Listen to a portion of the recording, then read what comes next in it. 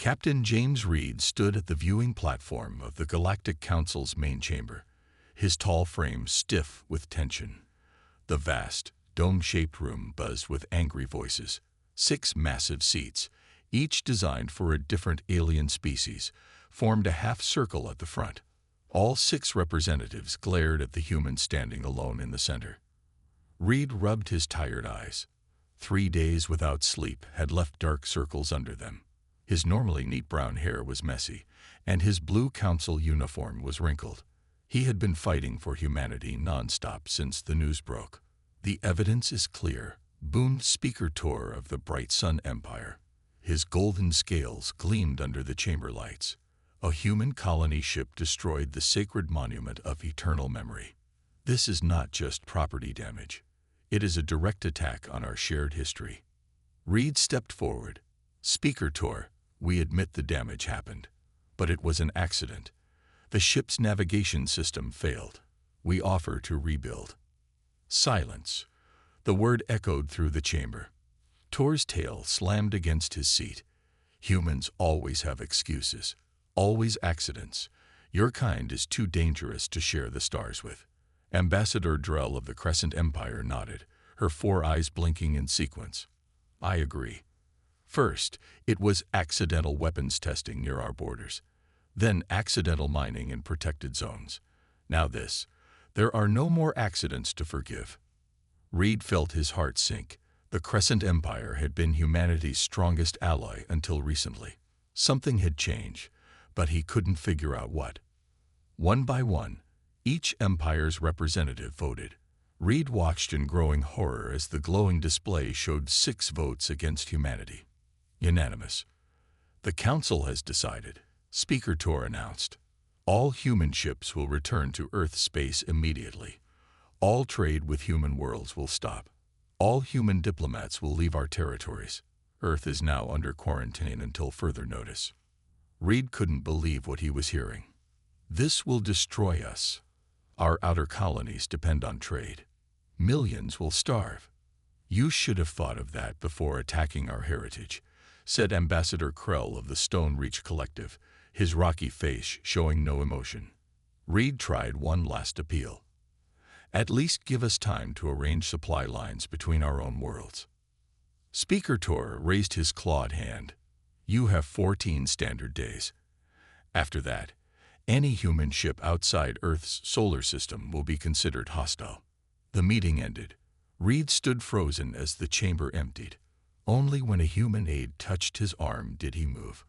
"Captain Reed," the young woman whispered, "the emergency channel from Earth Command is active. Admiral Jones wants to speak with you now." Reed's private office in the human embassy was small but comfortable. Now it felt like a prison cell. Admiral Jones' hologram flickered with static.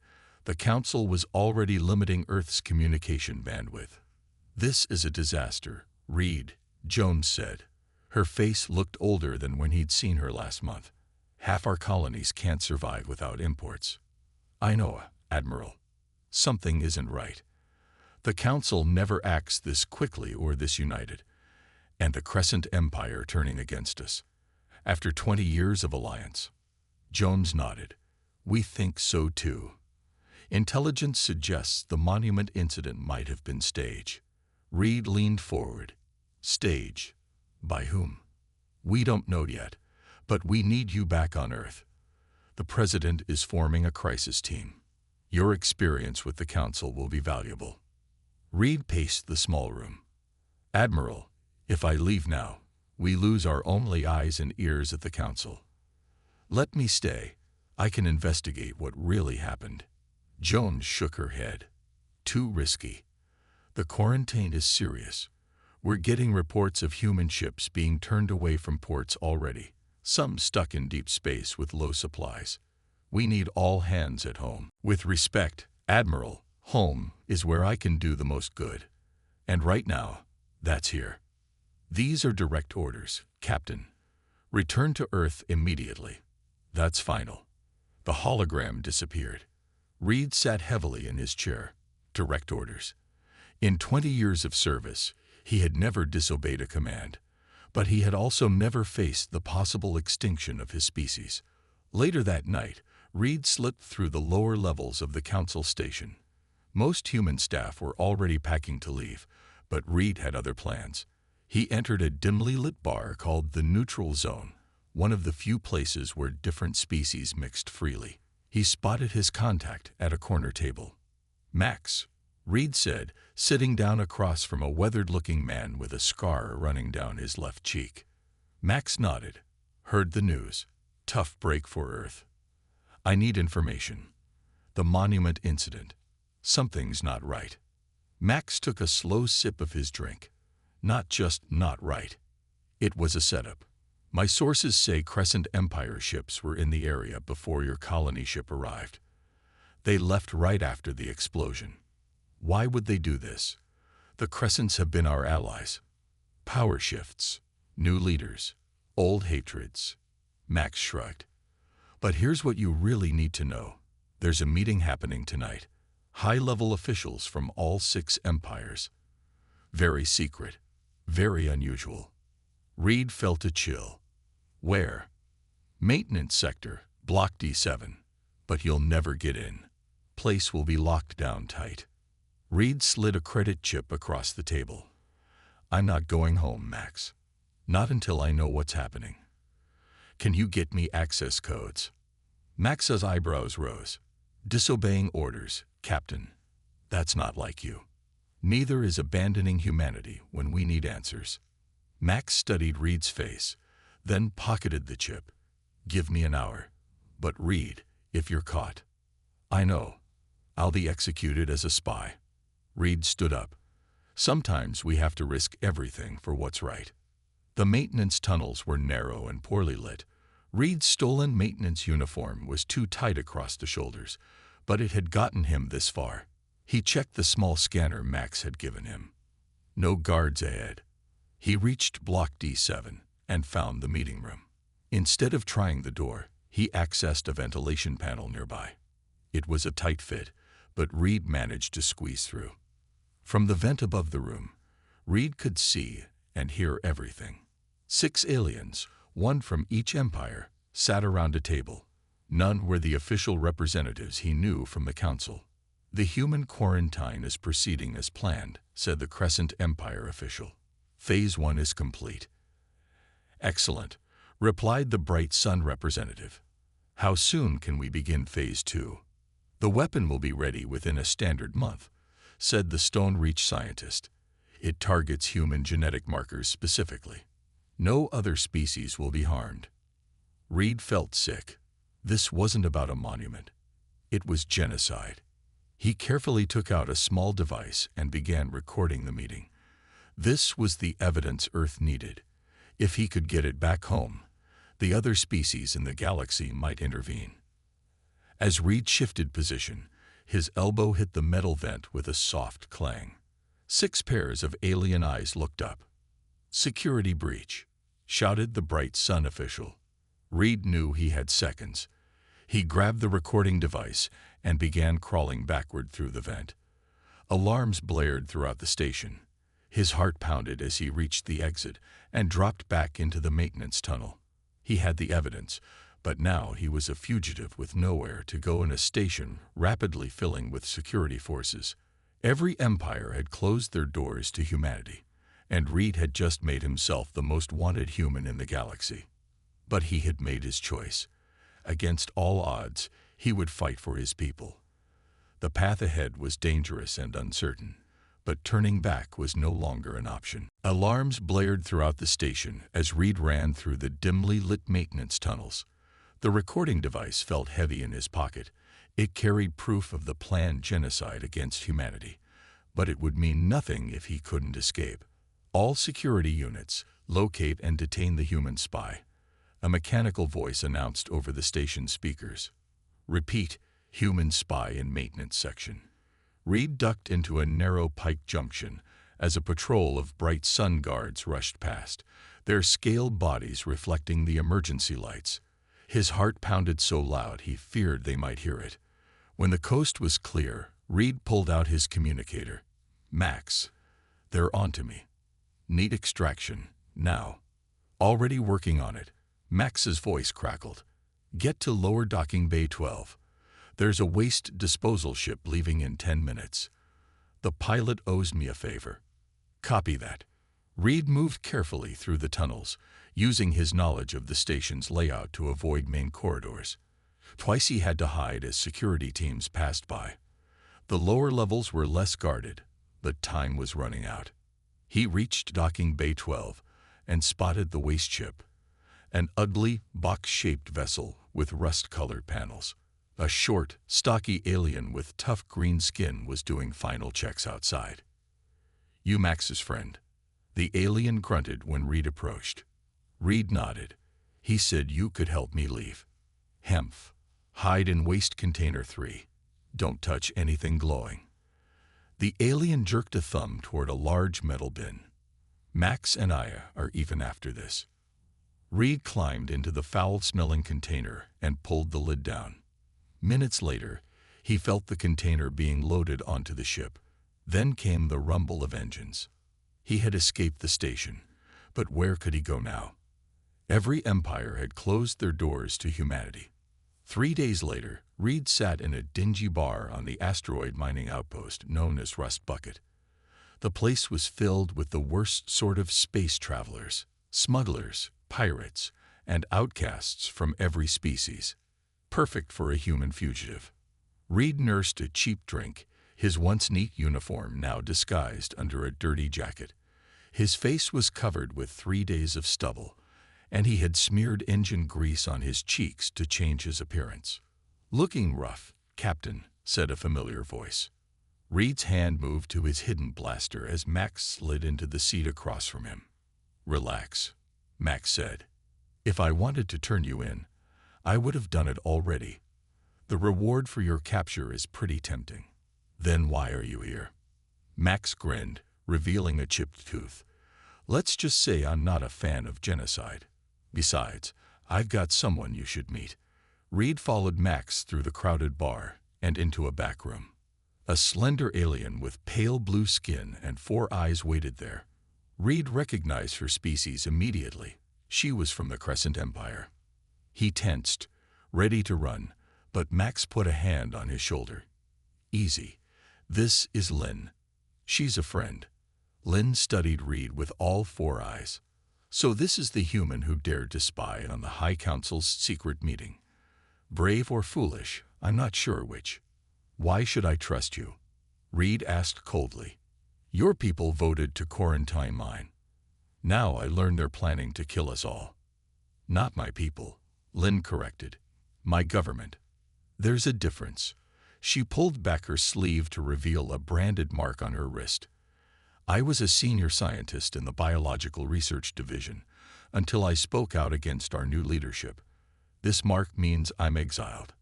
A traitor to the Empire." Reed eased slightly. "What new leadership?" 6 months ago, a military faction took control of our government," Lynn explained. "Similar power shifts happened in all 6 empires around the same time. Too coordinated to be coincidence. A galaxy-wide coup," Reed muttered. "But why target humans specifically?" "Fear," Lynn said simply. "Humans adapt faster than any species we've encountered. You learn, you change, you grow. In just 100 years, you went from primitive planet-bound creatures to having colonies across multiple systems. The new leaders see you as the biggest threat to their power." Max leaned forward. "Show her the recording, Reed." Reed hesitated, then pulled out the device. The holographic display showed the 6 officials discussing the weapon that would target human genetic markers. Lynn's 4 eyes widened. "That's Admiral Vox of our Military Science Division. And the others, all high-ranking officials from each empire." She pointed to a diagram visible in the background. "That weapon design. I was working on parts of it before I realized its purpose. Can it really target humans specifically?" Reed asked. Lynn nodded grimly. "Theoretically, yes. A virus that attacks DNA sequences unique to humans. It would spread rapidly and be undetectable until too late." Reed slammed his fist on the table. I need to get this information back to Earth. They need to prepare. The quarantine is too tight, Max said. All ships are being checked. They'd catch you before you made it halfway home. Then what can we do? Reed demanded. Lynn's face grew determined. We can stop the weapon. I know where they're building it. The edge worlds were a cluster of planets and moons at the border of explored space. Not claimed by any empire, they were home to independent colonies, research outposts, and people who wanted to be left alone. Reed, Max, and Lynn stood on a ridge overlooking a large facility built into the side of a mountain. Their small ship was hidden in a nearby valley. The Joint Research Station, Lynn said, officially listed as an agricultural research center, actually the primary development site for the anti-human weapon. Reed studied the facility through binoculars. Heavy security, guard towers, sensor arrays, patrol drones. Getting in won't be easy, Max added, checking his blaster. But I brought some toys that might help.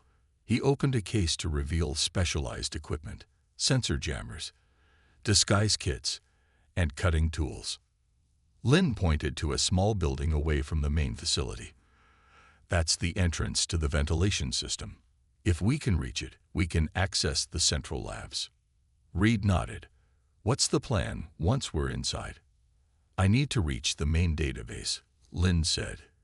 If I can access it, I can not only get proof of who's behind this, but also the complete weapon schematics.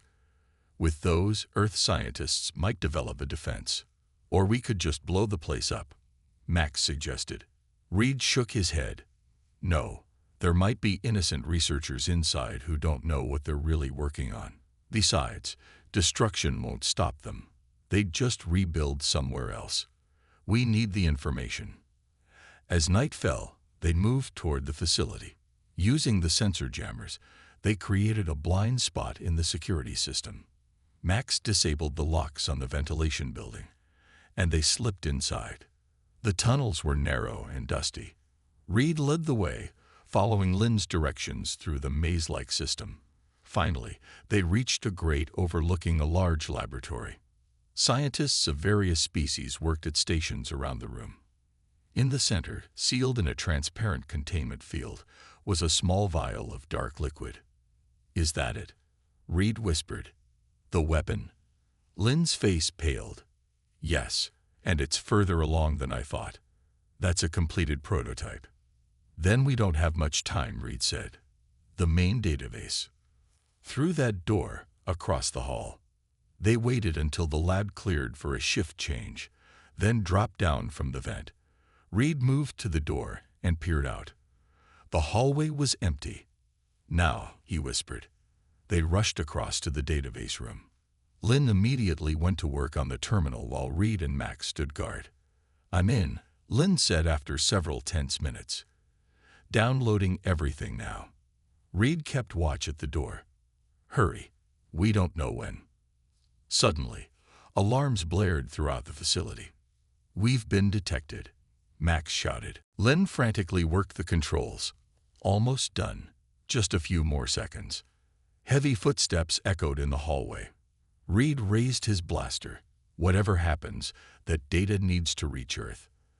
As the first security guards appeared at the end of the hall, Reed stepped out, weapon ready. He was no longer just a captain or a diplomat. He was an outcast fighting for the survival of his entire species. And he would not fail. Blaster fire sizzled past Reed's head as he ducked back into the database room. Security forces were closing in from both ends of the hallway. Lynn, status.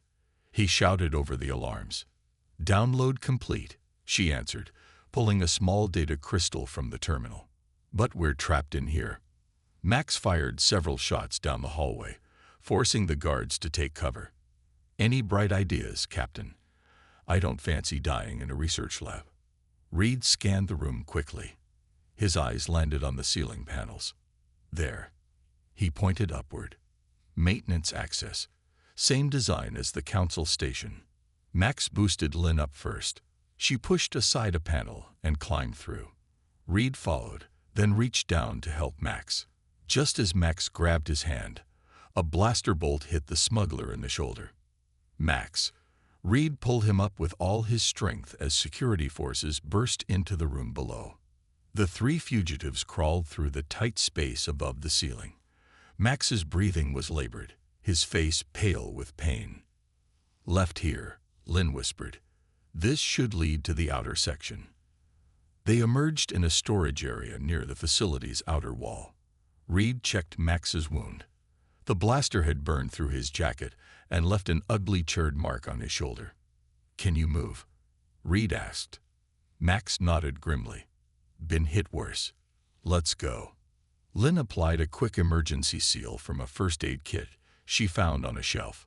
"This will help for now, but we need to get him proper treatment soon." Security alarms still blared throughout the facility. Reed peered out a small window. Guards everywhere. "We'll never make it back the way we came." "What about that?" Max pointed weakly to a small supply shuttle docked at a loading bay. Reed nodded. "Perfect. Lynn, can you fly it?" Basic piloting was required learning in the Science Academy, she confirmed. They waited until the guards moved to another section, then made a dash for the shuttle. Reed helped Max inside while Lynn went straight for the controls. "No key codes," she said with relief. "They leave these unlocked inside the secure perimeter." The shuttle's engines hummed to life. As they lifted off, the facility's defense systems activated. Turrets swiveled toward them. "Hang on," Lynn shouted, pushing the small craft to maximum acceleration. The shuttle shuddered as energy blasts grazed its hull. Reed held on to Max, who was drifting in and out of consciousness. "Stay with us," he urged. They cleared the facility's range, and Lynn set course for the deepest part of the Edge Worlds. "We did it," she said, her 4 eyes blinking with relief. "And I have the data. Everything about the weapon. And more." Reed looked up. "More." Lynn nodded. "The files contained communications. The conspiracy goes beyond just the weapon. They've been planning this takeover for years. And Reed, there are humans involved." 3 days later, Max was recovering in a hidden medical clinic run by an old doctor who asked no questions. The clinic was located on a tiny moon at the farthest edge of inhabited space. Reed paced the small waiting room while Lynn worked with the data crystal on a secure terminal. "This is worse than we thought," she said, gesturing for Reed to look at the screen. "The weapon is only part of their plan. They intend to use the chaos of humanity's extinction to consolidate power permanently." Reed studied the documents. "And these humans, who are they?" Lynn brought up a file. High-ranking officials in Earth's government and military. They'd been promised safety for themselves and selected others in exchange for helping implement the quarantine from the inside. Reed's face hardened as he recognized one name in particular. "Admiral Black, my direct superior." The doctor entered the room, wiping his hands on a towel. "Your friend will live. The wound was clean, and I've accelerated the healing. He'll need rest, though." Reed thanked the doctor, then returned to the terminal. "We need to get this information to Earth. The right people need to see it. Even if we could break through the quarantine." Lynn said, "How would you know who to trust?" Before Reed could answer, the clinic's alert system activated. A ship was approaching. Reed looked at the scanner. Military design. How did they find us? Lynn checked the data logs. The shuttle must have had a hidden tracker. "Get Max ready to move," Reed ordered, grabbing his blaster. "I'll hold them off." He positioned himself at the clinic's entrance, ready for a fight. But when the ship landed and its ramp lowered, a single figure walked out, a human woman in an Earth military uniform. "Captain Reed," she called. "I'm Commander Wilson. I've been looking for you." Reed kept his blaster raised. "How did you find me? And why should I trust you?" Wilson stopped at a safe distance. "Admiral Jones sent me. She suspected something was wrong when Admiral Black ordered your arrest for treason. I've been tracking you since you left Council space." "Admiral Jones. Reed remembered his last conversation with his former commander. She had ordered him home, but perhaps she had her reasons. She believes you, Wilson continued, and she wants to help. But we need to move quickly. Black knows I'm here. Reed considered his options. If this was a trap, they were already caught. If not, this might be their one chance to get the information to Earth.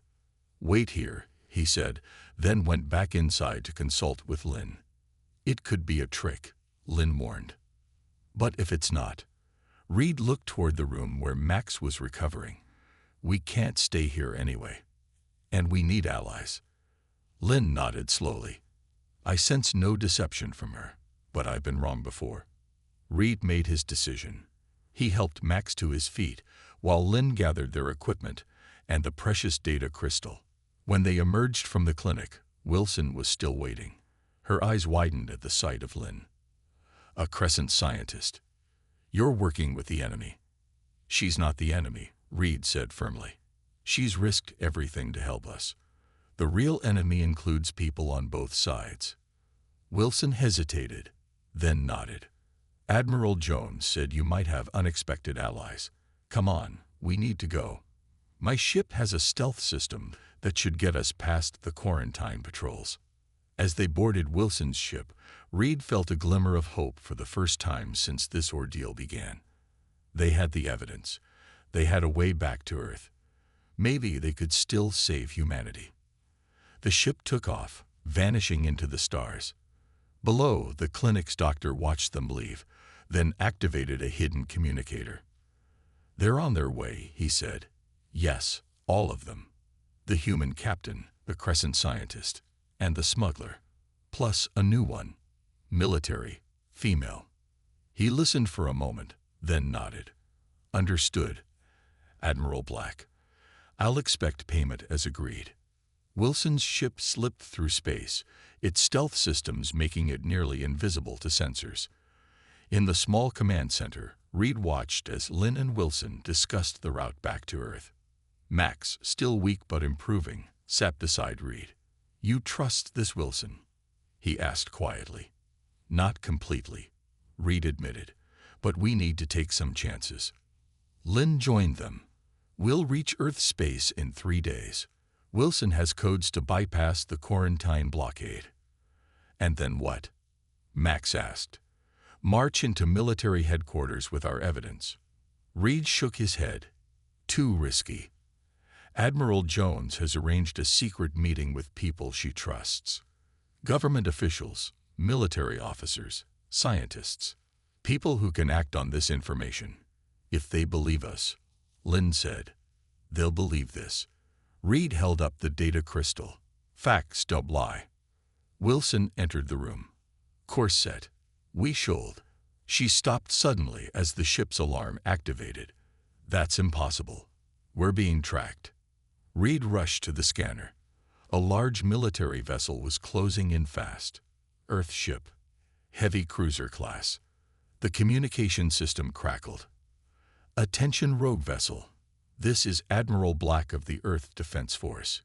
You are carrying fugitives and enemy combatants. Surrender immediately. Reed looked at Wilson, whose face had gone pale. You led them to us. No, she protested. I swear, I don't know how they found us.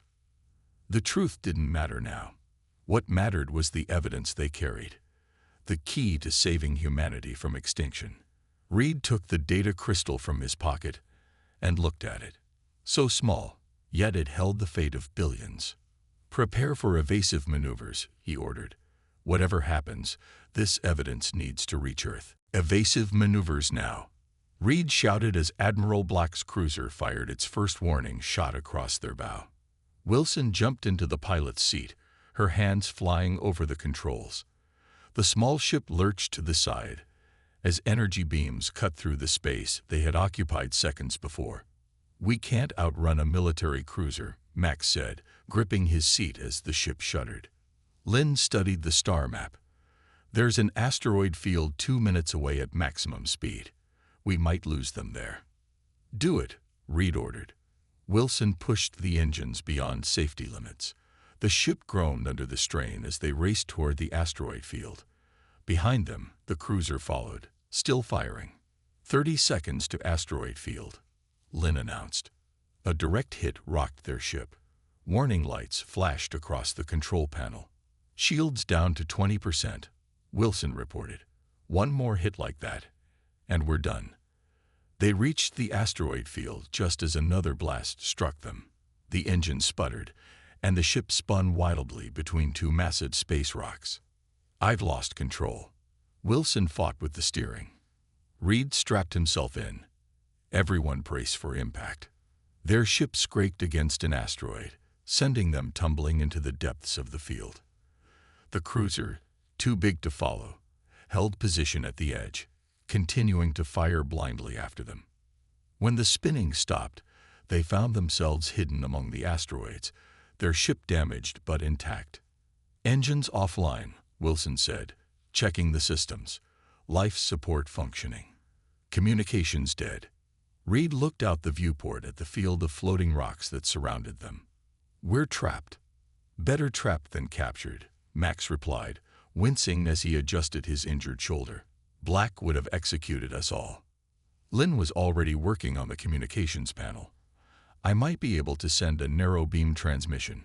It won't reach Earth, but maybe we can contact someone closer. Reed nodded. Try to reach Admiral Jones. She's our only hope now. As Lynn worked, Reed pulled Wilson aside. How did Black find us? Wilson shook her head. I don't know. My ship was clean. I'm certain of it. Could Jones have betrayed us? No, Wilson said firmly. She risked everything sending me to find you. Someone else must have tracked us. Maybe the clinic doctor. Reed considered this. Possibly. But it doesn't matter now. What matters is getting this evidence to Earth. He held up the data crystal that contained proof of the conspiracy. So much depended on this small object. 3 days passed while they drifted in the asteroid field. Lynn had managed to repair basic systems, but the engines remained offline. Max's condition improved slowly, and he spent most of his time helping with repairs. Reed stood by the viewport, watching Admiral Black's cruiser. It remained at the edge of the asteroid field, patient as a predator. They know we can't leave, he said as Wilson joined him. Food and water will last another week if we're careful, she replied. But air recycling is struggling. A light flashed on the communications panel. Lynn rushed to it. Incoming transmission. Narrow beam. Encrypted. They gathered around as Lynn accepted the transmission. A familiar face appeared on the screen. Admiral Jones, Reed said with relief. The Admiral looked tired but determined. Captain Reed. Commander Wilson, good to see you alive. Reed quickly explained their situation and what they had discovered about the weapon and the conspiracy. Jones listened intently. This confirms our suspicions. Black isn't working alone. There's a network of traitors throughout Earth's government and military. Why would humans help alien empires destroy their own kind? Wilson asked. Power, safety, the usual reasons people betray their species, Jones answered bitterly. They believe they'll be spared when the weapon is deployed. We have all the evidence on this data crystal, Reed said, but we're trapped. Black's cruiser is waiting for us. Jones smiled slightly. Not for long. Help is coming. The transmission ended abruptly. Reed looked at the others. What did she mean by help? They got their answer 12 hours later when the asteroid field lit up with weapons fire. 3 ships had appeared and were attacking Black's cruiser. Earth ships, Wilson said, checking the scanner, but not military. They're civilian vessels with weapons attachments. The resistance, Lynn realized. There must be others fighting against the conspiracy. One of the ships broke away from the battle and headed into the asteroid field. It was smaller than Black's cruiser, able to navigate between the rocks. A new transmission came through. A man with gray hair and a scared face appeared on screen. Captain Reed, Professor Thomas, Earth Science Academy. Admiral Jones sent us. We're your rescue party. The battle had given them the distraction they needed. Professor Thomas's ship docked with theirs, and they transferred quickly. As they pulled away, they saw Black's cruiser engaged with the other two resistance ships. "Will your friends be okay?" Reed asked as they navigated out of the asteroid field. "They know the risks," Thomas replied grimly. "Their job was to keep Black busy while we got you out. They'll try to escape when they can." Thomas's ship was faster than their damaged vessel had been. They put distance between themselves and the battle quickly. "Where are we going?" Reed asked. "Earth is still under quarantine." "Not Earth," Thomas said. "Not yet. We're going to Haven." Haven turned out to be a small moon orbiting a gas giant in an unmarked system. As they approached, Reed saw dozens of ships of various designs in orbit and a sprawling settlement on the surface. "What is this place?" he asked as they landed. Thomas led them out of the ship. "The Resistance headquarters. People from all species who oppose the new Empire leaders and their plans." Reed looked around in amazement. Humans worked alongside aliens from all 6 empires. Buildings of mixed architectural styles housed laboratories, training facilities, and living quarters. "How many?" Reed asked. "Almost 5,000 now," Thomas answered. "More arrive every day as word spreads. Not everyone supports genocide, Captain. Even in the empires, there are those who stand for what's right." Admiral Jones was waiting for them in the main command center. She embraced Reed briefly, then turned to Lin with respect. "Professor Lin, your work on biogenetics was legendary before your exile. We're honored to have you join us." Lin's 4 eyes blinked in surprise. "You know who I am." "We've been gathering allies for months," Jones explained. "Your name was on our list of potential supporters, but we couldn't reach you after your exile." She turned to Max. "And you must be the smuggler who's been helping them. We can use someone with your skills." Max shrugged his good shoulder. "Not like I have anywhere else to go now." Jones led them to a large table where a holographic display showed the galaxy. Certain points glowed red. "These are confirmed locations of the weapon production facilities," she explained. "Based on your data crystal, we now know there are 12 sites, not just the one you infiltrated." Reed studied the map. "We need to destroy them all." "Impossible with our current forces," Thomas said. "But there might be another way." He brought up a new image, a complex-looking device. "This is a transmitter powerful enough to reach every corner of the galaxy. If we can broadcast the evidence you've collected, show all citizens of all empires what their leaders are planning, we might create enough internal pressure to stop this." "Where is this transmitter?" Lin asked. "The Central Communications Hub on Terra Station," Jones said, "the largest human outpost in space, and now controlled by Admiral Black's forces." Reed looked at the massive station on the display. Breaking into a research facility had nearly gotten them killed. Infiltrating a heavily guarded space station would be far more dangerous. But as he looked around at the diverse group gathered in the command center, humans and aliens working together despite their government's hatred, Reed felt something he hadn't felt since this ordeal began: hope. "Then that's where we'll go," he said. "We'll show everyone the truth, not just for humanity, but for all species who believe in peace." Jones nodded. "It won't be easy. Black will be expecting something like this." "Nothing worth fighting for is ever easy," Reed replied. "When do we start?" 2 weeks of intense planning had led to this moment. Reed stood on the bridge of the resistance ship New Dawn, looking at the massive structure of Terra Station through the viewport. The station was a marvel of human engineering, a spinning wheel of metal and lights that had once been a symbol of humanity's achievements in space. Now it was the headquarters of Admiral Black's forces and their alien allies. "Approaching docking clearance range," Wilson said from the pilot's seat. She wore the uniform of Black's security forces, a disguise they had obtained from a resistance spy. Reed turned to his team. Lin had altered her appearance with special makeup that made her blue skin look more purple, passing as a member of a different alien species that wasn't under quarantine. Max's shoulder had fully healed, and he was checking his modified blaster one last time. 5 other resistance members, 3 humans, and 2 aliens, completed the strike team. "Remember the plan," Reed said. "We have one shot at this. Wilson and I will use the security credentials to get us to level 7. From there, Lynn leads us to the communication hub. Max and Team 2 create the distraction in the East Quadrant. We broadcast the evidence, then get out fast." They all nodded. Reed could see the tension on their faces, but also determination. "Incoming transmission from Terra Station," Wilson reported. Reed straightened his stolen uniform. "Put it through." A stern-faced security officer appeared on screen. "Cargo vessel New Dawn. State your business." "Supply delivery for Section 12, Reed answered confidently. "Authorization code Tango 7 Delta 9.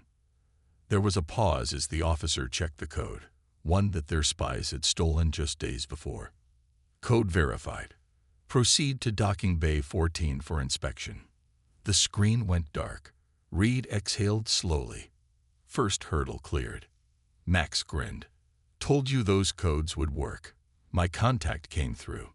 The New Dawn docked smoothly. Reed and Wilson led the way off the ship, presenting their forged credentials to the inspection team. The rest of the team followed, disguised as cargo handlers. "Cargo manifest," demanded the lead inspector. Reed handed over a datapad. As the inspector reviewed it, Reed noticed security was even tighter than they had expected. Armed guards stood at every junction, and camera drones floated overhead. "Looks in order," the inspector finally said. "Proceed to Section 12, Level 3. They pushed their cargo containers through the corridors. Inside the containers were not supplies, but weapons and the equipment Lynn would need to access the communication system. In a maintenance corridor on Level 3, they stopped to regroup. "Security is heavy," Reed observed. "Something's going on." Lynn checked her scanner. "There's unusual activity in the main council chamber. Many high-ranking officials are gathered there." Reed's eyes widened. "The weapon. They must be planning the final phase." "Then we'd better hurry," Max said. He and his team separated, heading toward the East Quadrant where they would create their distraction. Reed, Lynn, and Wilson continued toward the central lift that would take them to Level 7. They passed several security checkpoints, their stolen credentials working perfectly each time. "Almost too easy," Wilson whispered as they entered the lift. Reed nodded grimly. "Stay alert." When the lift doors opened on Level 7, they found themselves facing 4 armed guards. "Halt! This level is restricted," the lead guard said. Reed stepped forward. "Commander Voss, Special Security Detail. We have orders to check communication systems before the council session." The guard frowned. "I wasn't informed." A massive explosion rocked the station. Emergency alarms blared.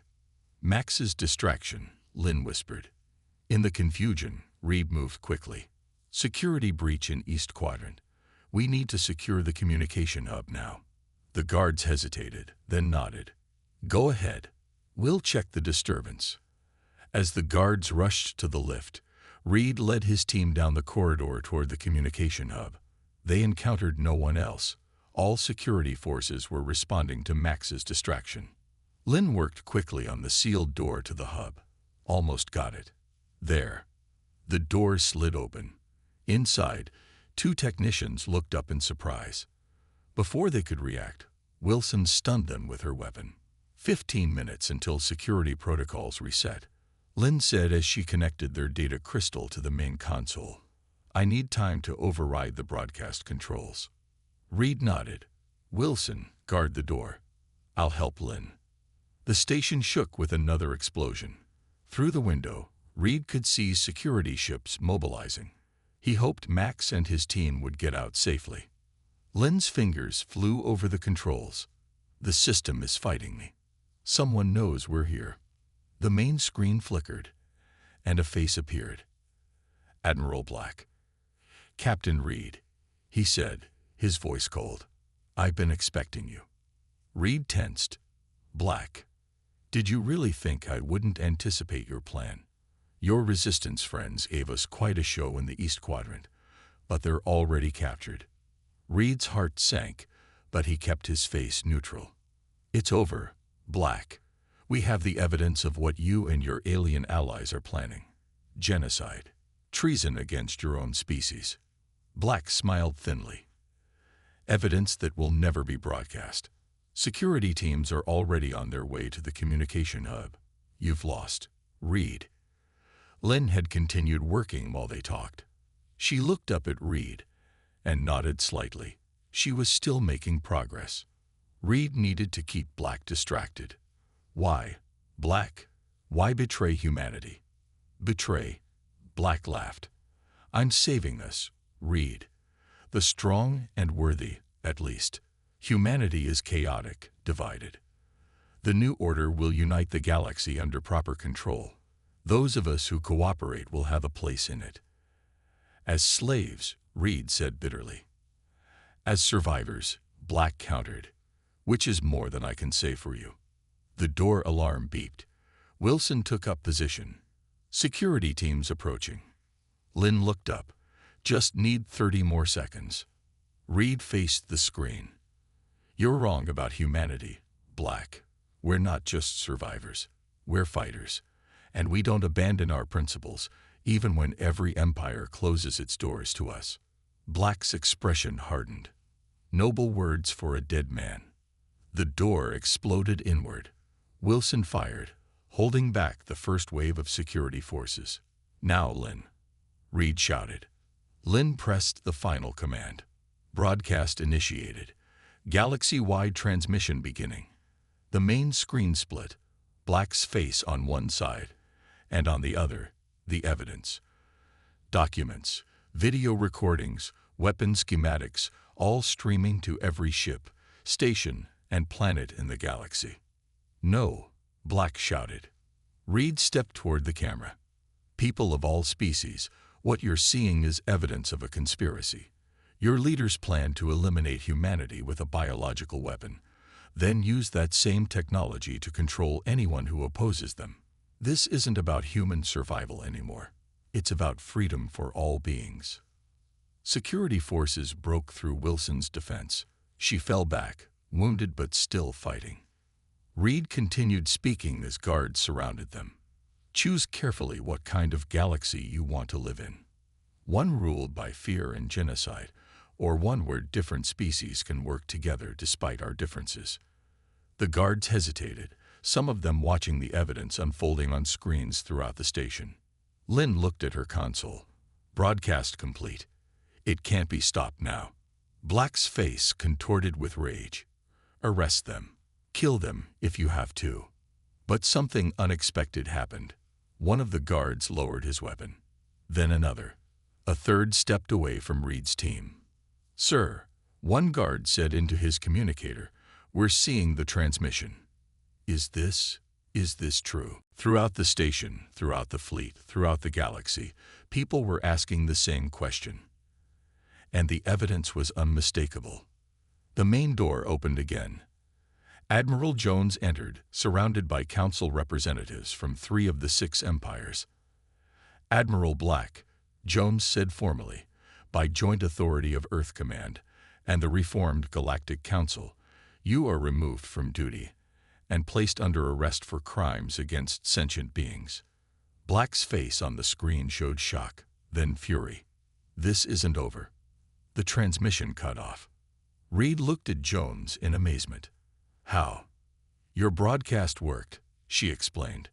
3 Empire representatives were already questioning the extremist actions of their new leaders. When they saw your evidence, they immediately called for an emergency council session. The other empires are in chaos as their citizens demand answers. Lynn stepped forward. What about the weapon? Production has been halted at all facilities, one of the alien representatives said. We have much to atone for, but genocide will not happen. Not today. Not ever. Reed felt exhaustion wash over him. It was over. They had won. 1 month later, Reed stood again in the Galactic Council chamber. The room was different now.